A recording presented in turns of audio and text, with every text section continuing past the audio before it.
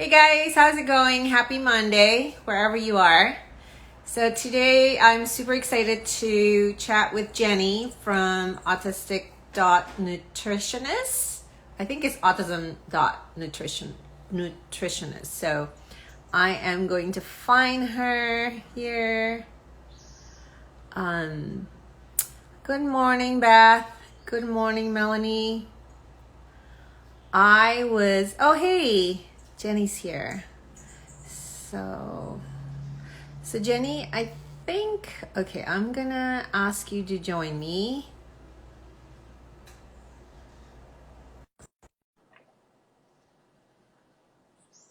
Okay, 1 second. Fetching Jenny. Hi. Hi. Morning. Good Or morning. it's actually 11 where you are. Oh, it's still my morning. Yeah, there you go. Got my coffee here. Good. Thank you so much for joining us Yeah, of course. today. I do this every Monday morning, and I'm devoting the month of October for all things fall, and I don't know, pumpkin soup and stuff that easy cooking and, Yeah. So I'm super excited about your book. So can you tell us about your book? Yeah, I You have it. one? Here it is. So, yeah, this is like awesome for me. So thank you. Yes. So my book actually comes out tomorrow. It's available for pre-order tomorrow. I know. So this is about my work. It follows 7 families who I've worked with, kind of going into their homes or working virtually to help them help their child learn to eat better and have a better relationship with food. So we follow 7 different kids. One family actually is a set of siblings, a brother and a sister. And we'll kind of see the experience from the parents and how the child evolves and how we think about, different approaches and what strategy will work for different issues and different challenges that every child has. There's also at the end of every chapter, it's really cool. We have, this one's sensory bins, but we have a little activity that it's an engaging, fun activity to help kids improve their relationship with food and just have fun in the process. And there's also at the back a whole action plan, like a guide for you to start putting in some of these strategies at home. So this is an intervention plan with, tips for successfully introducing new foods and just lots of kind of how-tos, what kind of portion size, where do I put the food, what kind of food do I start with? So it was a big labor of love, and I'm super excited about it. Good for you. I'm super excited to read it, and I belong to I moderate a group on Facebook of parents of little itty bitty autistic kids. So being able to help them to eat better, we always have people asking, and it causes a lot of anxiety, especially for moms. So can you tell us, like, one of the stories in the book, like when you say super extreme picky eaters, like, do you have like a particular story?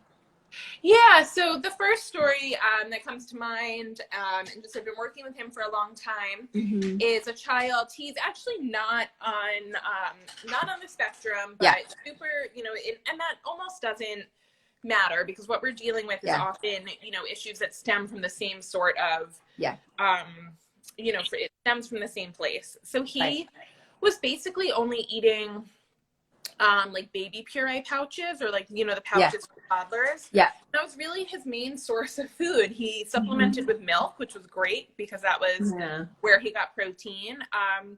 So he was a little bit older. I think when we started working together, he was 9. I think he's 10 now. And it was just we've been working together for a little over a year, and he's really come like unbelievably far to the point he eats food. He still may prefer his pouches, but he's capable of eating new food. And really, in the beginning, he was just so fearful and really did have some strong aversions, like specifically to certain textures. And he's a lot more comfortable and confident now. So it's a really big, it's great for him. I think he's really proud, but also like you're saying, for his mom, it's just such a relief. And they know that, like he can go to a friend's house, and if there's pizza, like he can do it if he needs to.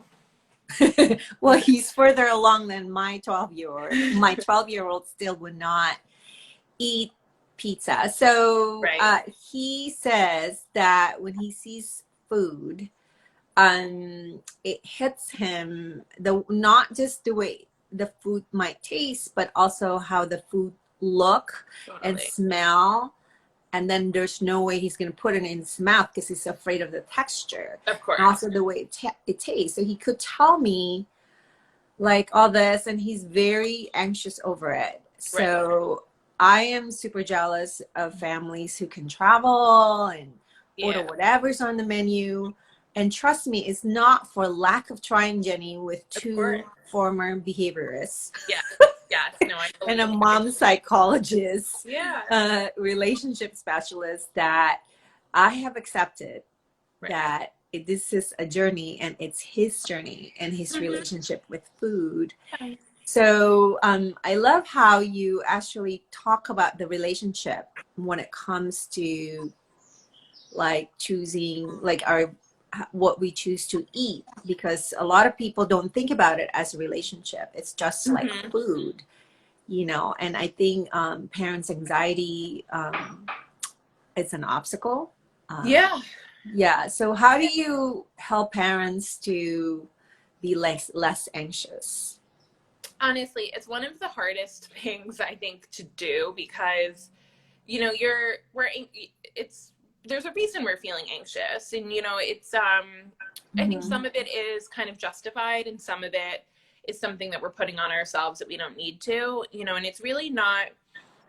We feel like it's our responsibility to make, for lack of a better word, control what our children eat, to have them eat, specific foods from specific food groups, specific amounts, and when it comes down to it, it's not really something that we can control. That's right. And that's kind of I guess my advice. Is like difficult, and it kind of hurts me to say it, but as much as you can let go, the better everything will be. And it's helpful to think that like your anxiety as a parent, if you're kind of hovering over the meal, or you're feeling, if your anxiety as a parent while your child is eating, and that makes them anxious. They know it. When we're anxious, our our appetite is suppressed, so it's like this vicious cycle. And so it's not not easy to say like just chill out, just relax, and we don't want you to just let it be, but as much as we can really try to provide the right environment and opportunities and structure, we're doing what we the kind of the most that we can do. We can't force our kids to eat, and we shouldn't try to feel that burden on us. So I think it's really tricky, but it is helpful. I mean, it's going to feel so much better for you and for your child if you're not constantly stressing over. So it's very interesting that the process of letting go that's really important. And I, with my son, because he's hypersensitive in terms of all of the sensory stimuli, it never worked to hide things into his food. And there are so many social media channels teaching parents, oh, you can put broccoli, hide it in this, like you have a ton of recipes. It doesn't work with my kid, because you change the brand. He knows, of course. He knows. You change the oil or whatever, the butter. But he knows. He notices autistic people attention to details, right? So if he knows, he and sees this it. attention, that's really the problem. That's kind of the problem with one reason why eating is so hard for a lot of whoever has that hyper attention to detail, or that extreme sensitivity to change. You can't, that's really where a lot of the eating issues stem from. And I agree Yeah. with you, hiding, you know, it's one thing if you're making like, you know, spinach muffins and you're kind of being upfront about it. I do not recommend, you know, hiding food for extreme picky eaters. They're going to know. They will know immediately, and then they're not going to trust, you know. Yes. Once that trust is broken, it's very hard because they will always be suspicious as they get older. Yeah. In terms of like questioning what's in this food, and they will be even more fearful, like trying new foods. So I think for parents of young kids here, if you're making zucchini, what is it? Usually you put zucchini in muffins or you turn it into zucchini bread. Right. I don't know. That's not appealing to me. You know? Yeah, but and that's okay. If it is, you know, and I would call it what it is. Exactly. You know, there you go. Like, it's a zucchini muffin. You know, this is a vegetable muffin. Call it what it is. I like whatever you want to call it, but you know, I'm not going to pretend that this is your like regular chocolate chip muffin. Right. So, you know, if they do like it, if that is appealing, great. That's amazing. Yeah. But I definitely wouldn't hide it. Exactly. You know, like pasta sauces are a big one. Like, oh, I pureed vegetables. If your child likes it and that's what they think of as sauce, that's totally fine. But if you're making that change and you're not being upfront about it, where I think it gets really tricky. Yeah.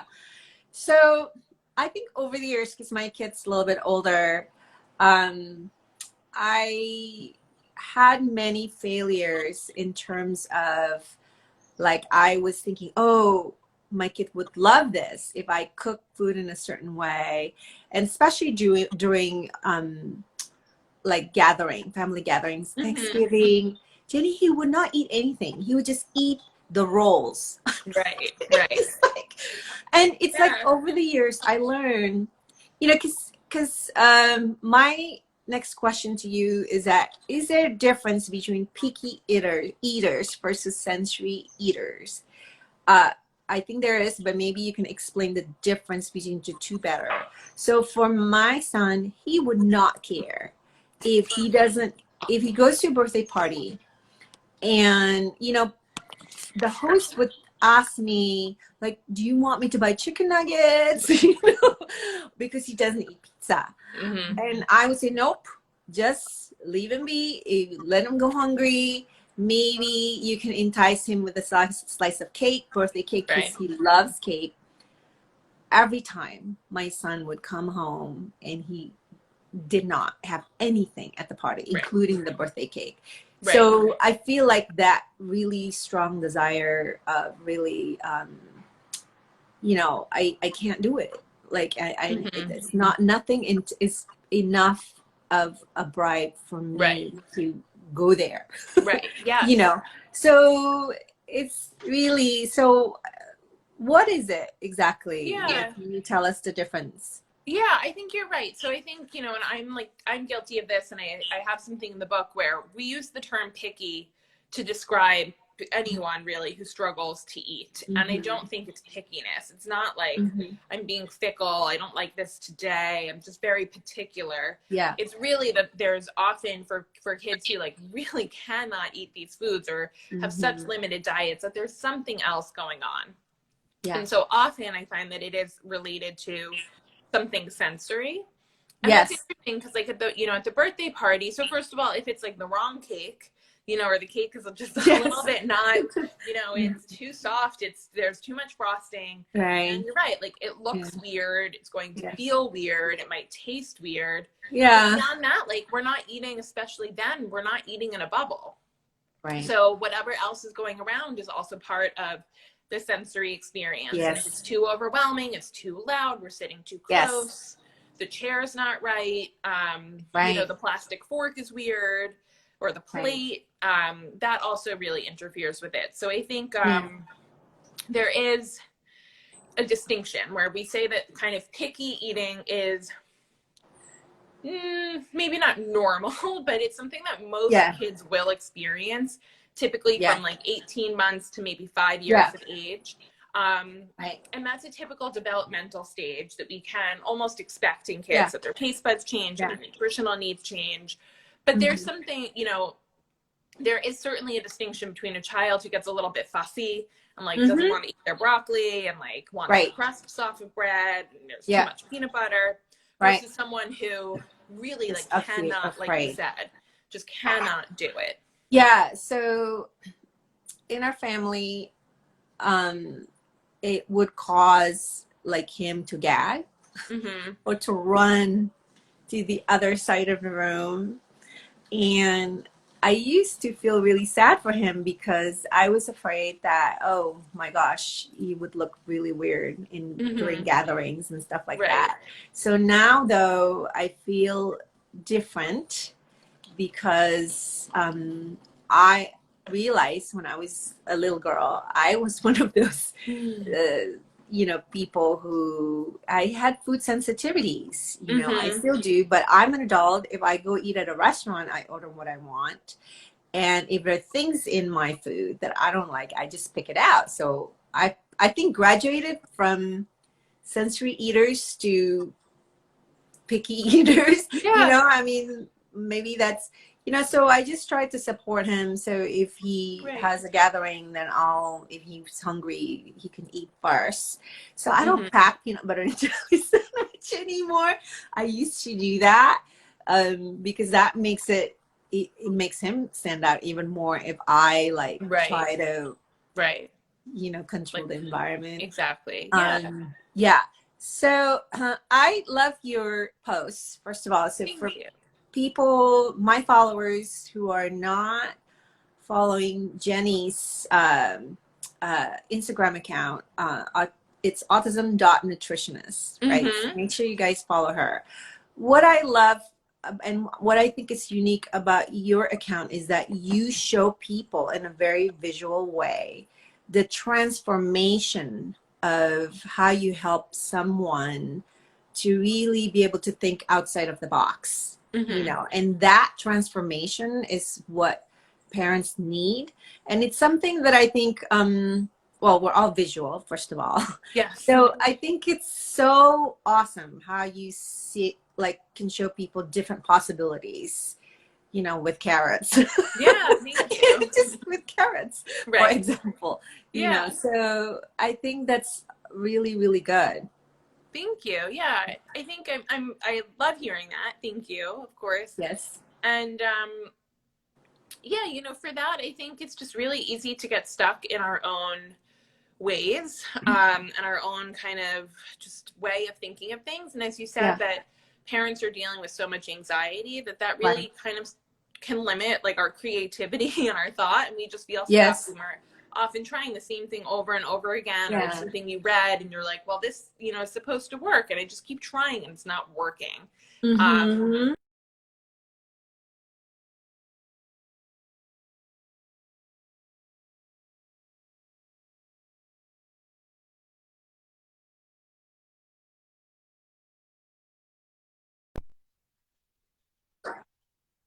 Anxiety that's related to eating, do they really have trouble with texture or with, you know, the visual something about it? When we understand what that is, and we can better, you know, learn how to support our child. And, find choices. Yeah, a lot of our kids eat white food. You talk a lot. You show people a lot on your account. All kinds of white foods. I know. Someone just commented too. My son loves carbs. My son also. The carbs is just, you know. And so what I do is I have a bread machine at home, and my kids, well, they're not kids anymore, my teens help me just put stuff in the bread machine. And my son wouldn't, he's tactile defensive, so he won't touch it, but I think he has helped me in the kitchen. Like marinating stuff is a really good activity because you just throw everything in. It's really important, I think, for kids to get involved in the process, even though they don't like the food. So when he was younger, I had like pictures of him like helping me like prepare a piece of salmon. He won't eat it, and he watches cooking shows with me, and he's very interested, actually. It's funny, he will ask me, oh, is that how you cook a piece of steak? He would not touch red meat at all. Okay. But Yeah.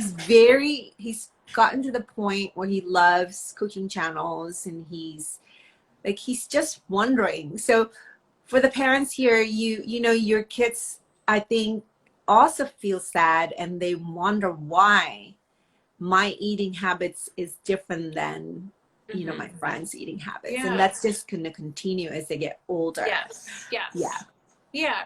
I totally agree. And I love those activities. So I love, you know, depending on kind of where you are and what your, you know, what your goals are, I always think that the minimum, or for me, something that I always think is important is helping somebody be comfortable, you know, be comfortable around food. Like, it's impossible to avoid it. And so as you get older, you know, and you go into a work environment, or you're in a school, like, there's food around, you know, and if you're so uncomfortable with, you know, if you're so uncomfortable to the point that it limits your ability to participate in these situations, that's really what, you know, hurts me. And I think even if, you know, there are still foods that are off limit, even if we're still so picky, we're very, you know, having a limited diet, being able to feel comfortable in these situations, I think is really the point that we want to help somebody get to.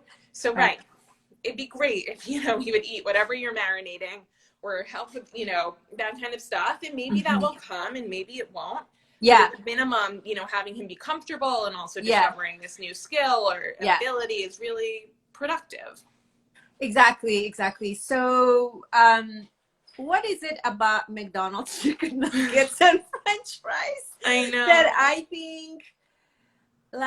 think globally, that is one, I think, that's always on the menu. Like when families travel, you know, we would find restaurants that serve, you know, and I learned from other autistic adults, and they say it's because of the consistency of breaded, the coating of the breading, which hides the protein texture. Right. And that's why, right? So and I think also the protein texture is not very protein texture like. You know, it's very it's like almost like a piece of bread or something. You know, it's not like a steak. It's not like shredded chicken. The whole thing is very easy to eat, and on top of that, very palatable and very consistent too. From McDonald's to McDonald's, usually like a nugget is a nugget is a nugget. You know what to expect. Yeah. So there was a question earlier about bribing. Yeah. You know, should we bribe or not? And I think that bribing might work a few times, but it gets old because our wiring is different. Like we just, at some point, just when you're stressed out and you just don't have it in you to push yourself to eat some whatever little piece that mom puts on my plate. So it's not even worth it anymore. And that's the danger of using bribes, you know. And my kids once in a while would eat plain lettuce for Sprites, both of them. So I think if you can do it as a family, try new foods, and you can have something to look forward to, maybe a piece like a cookie for trying new foods, and do it as a family, it's better. So there's like family modeling involved. But I think also, instead of bribing, maybe think of like the chicken nugget. My son and I made chicken nuggets. Just like 2 nights ago. And it was a process, you know, because we looked for the recipe on YouTube. And then I got everything ready. And I had to pick the right time to do it, because when he had a tough day, it's not a good time to cook this. You know, it's a process. We ate it. Wow. Yeah. You know. That's so awesome. Yeah, so maybe think of like a type of food that your kid loves, and just maybe work together. Yeah. To do that. Agree. I love the idea of the family doing things together too. I'm all for, you know, cooking together is super great, but also kind of I've been working with a lot of families now, and making the families, like the family participation on the trying something is really nice instead of, you know, like, Billy, eat your, like try a green bean, and you're singling out your one child, and it's very stressful. And when the whole family, when it just becomes something like, this is what our family does. Right. Even if it's just like eating dinner together, something that our family does, like eating with food on the table, different foods that maybe are not your favorite. Yeah. This is what our family does. It can be really helpful instead of having that nightly battle with the individual. Yeah, yeah. So you, on your post, I see a lot of variations of the same food, which I do as much as I can, like different kinds. If, let's say your kid really loves bread, and maybe a variation would be a roll. Right. Or even like a different shaped bread. It's like only parents like us understand, like, and we celebrate the small victories. It's not small. No, it's not. Exactly. And there's a lot of different, people will go back and forth on like, they eat bread, having them eat a roll is not that helpful. Yeah. But it is in that, it just depends what your goals are. If you're looking to, improve nutrition, then you're right. A bread and a roll is not that different. But if you're looking for a little bit more flexibility, like what if our favorite bread brand, is discontinued? Like what if we do go to a restaurant or Thanksgiving, and then that becomes very freeing, very liberating to have that sort of flexibility, even though it's not all that different.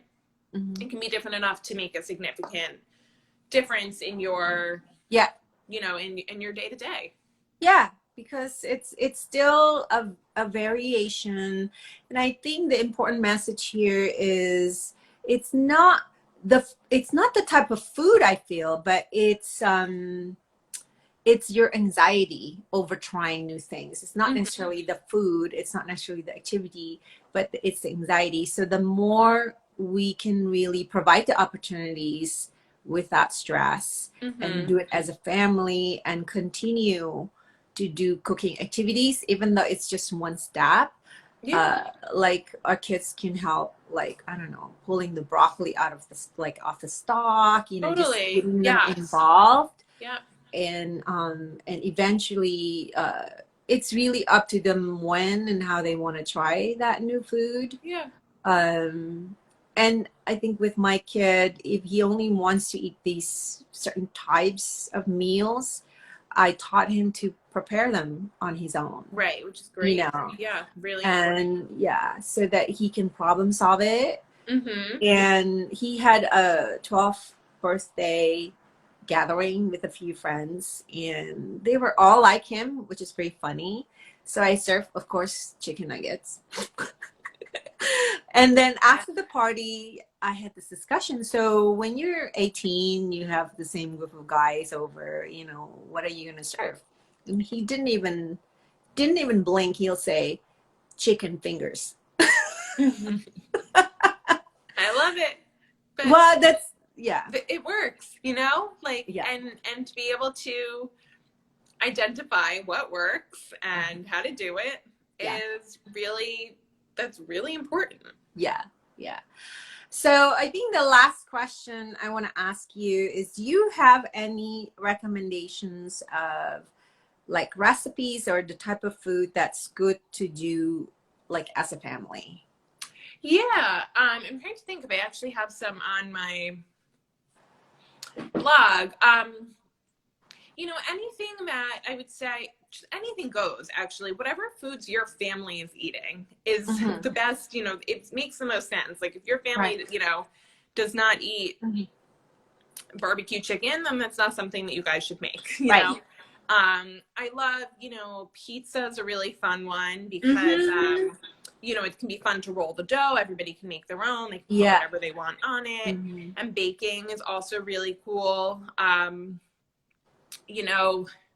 Tacos can be fun for kind of like putting together and not necessarily doing the cooking, but anything just depending, kind of think about your child's like age, ability, and interest. It can be as simple as tearing lettuce for a salad, or like herbs, or shaking just dressing in a jar, mixing, pouring. So it just really depends where you're at. And it might be nice to ask your child too, like what they're, you know, if they're interested in making something in particular. But you could certainly, like you're doing, you know, make favorite foods. You know, grilled cheese is a favorite, then teach them how to make grilled cheese. Yeah. So it just depends.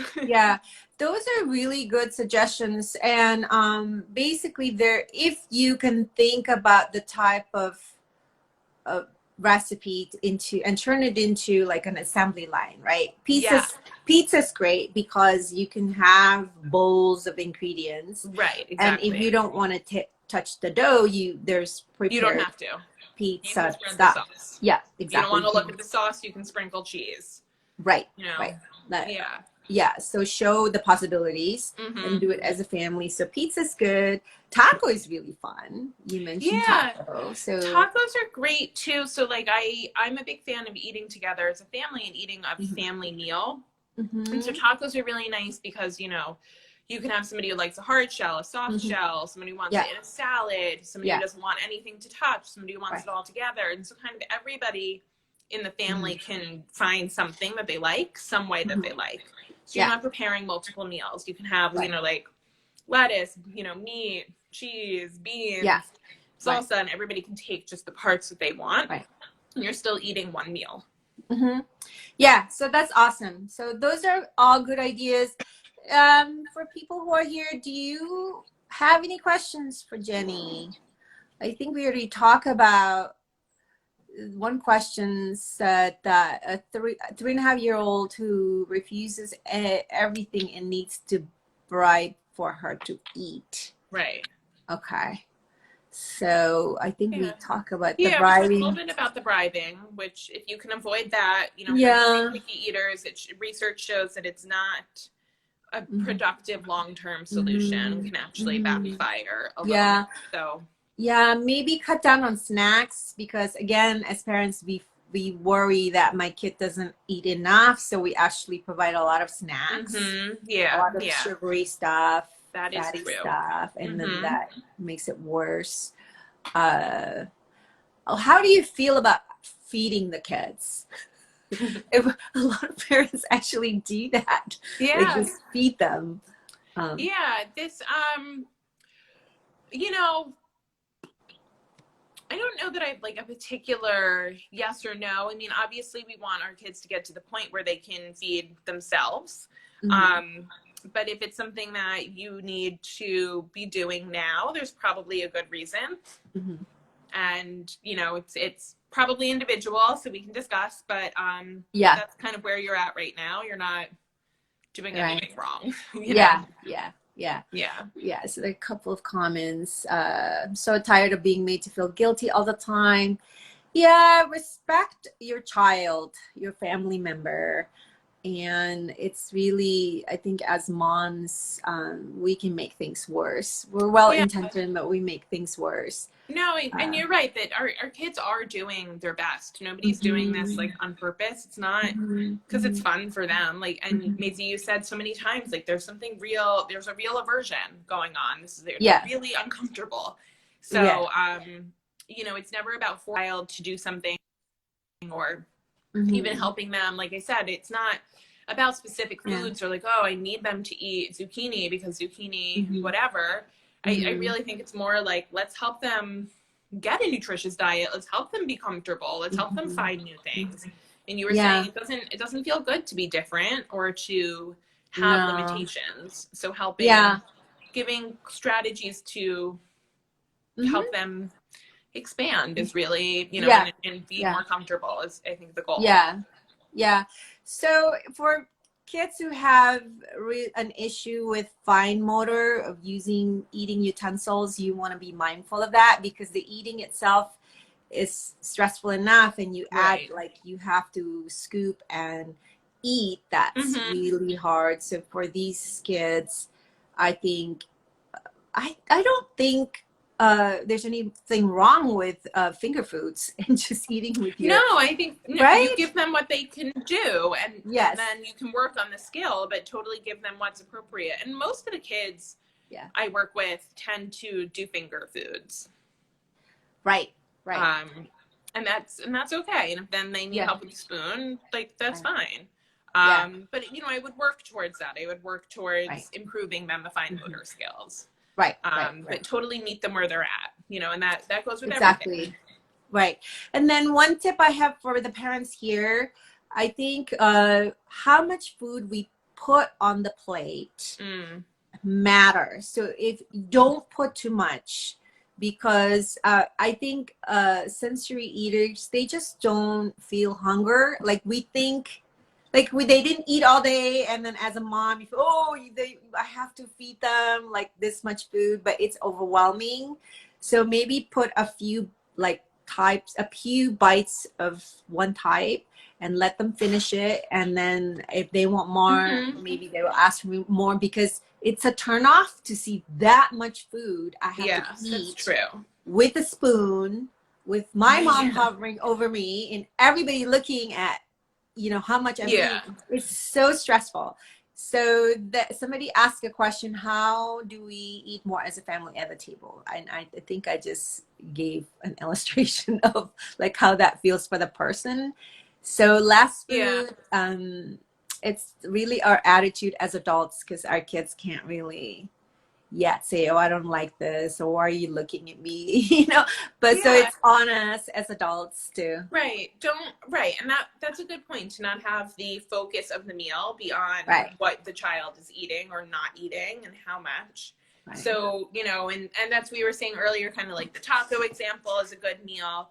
Try to find something that you can maybe as a family, or just serve what you're serving, have food for your child, and try to just enjoy the meal without having there be any focus on their struggles or their progress.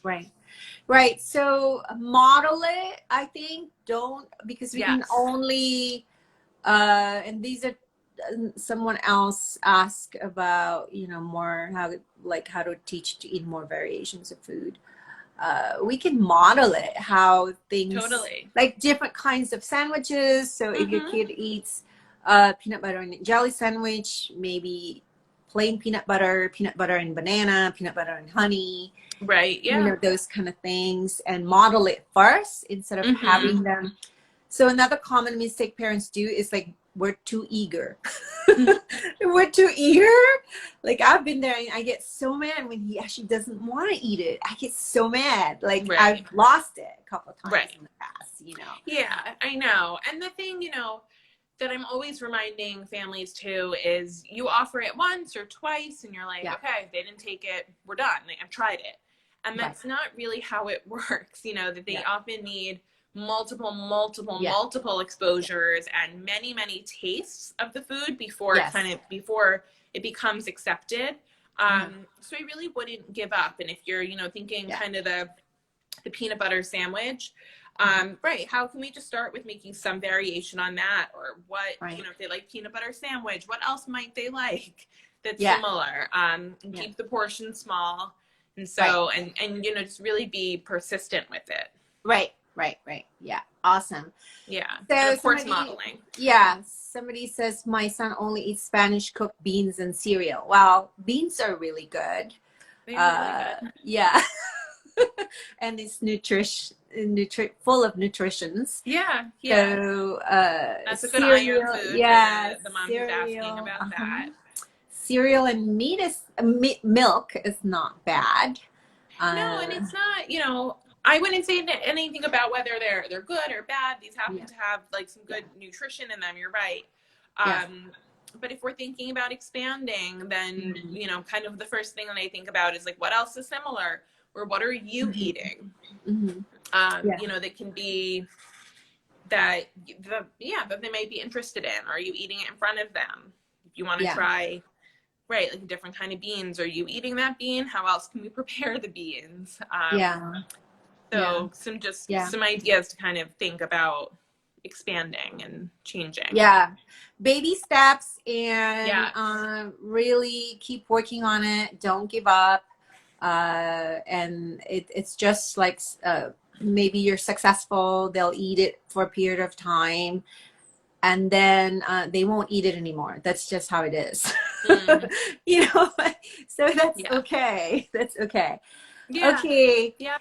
Yeah. So I think we'll stop here. I want to let the parents here know that I would love to do live Instagrams on cooking as a family, so we can pick a simple recipe, and then I'll be able to take a peek on how you're doing it, help you prepare it. And then, you know, I thought that it would be fun to do that.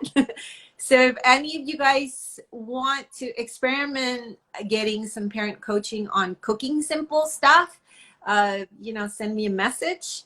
So Jenny, this is so awesome. Thank you so much. Great. Yeah. Thank you. So thank you, and I wish you all the best with your book. I'm gonna help you promote it on LinkedIn. I'm gonna take this video. Yeah, I'll show you guys. Yes, I have a picture of the video. It's available. It comes out tomorrow. You can pre-order it now. Check out my page. Absolutely. Yeah. Yeah. Are you on LinkedIn?